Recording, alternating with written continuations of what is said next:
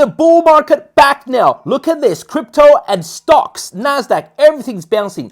Bitcoin, Ethereum up more than 10% in the last couple of days. Are you positioned for this? Are you getting back in now after this big dip? Or do you think this would be a bull trap?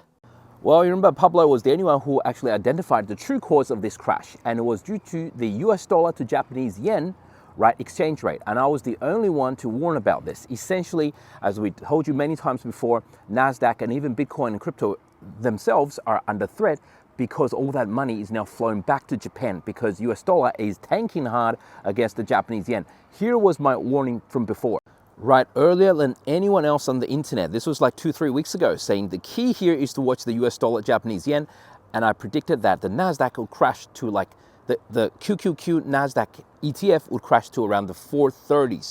So why are stocks and Bitcoin and Ethereum bouncing right now? It's because they reversed that situation, right? They knew this was, they finally found out, right, this was what's crashing the markets, so now they're doing the opposite of that. Well, you see, now the Bank of Japan walks back their talk of rate increases, right, after crashing the markets. Do you understand how that's happening now? It's really simple, as I explained in my previous tweets and videos, right?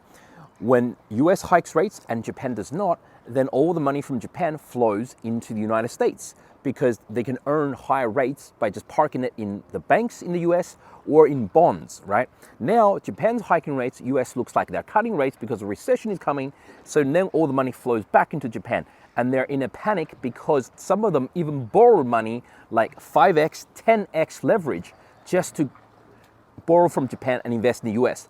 Now, of course, Japan is panicking because, right, they're crashing their own market and they're crashing the US market. They've been told to stop this. So they've said, okay, we're not in a hurry to increase rates anymore.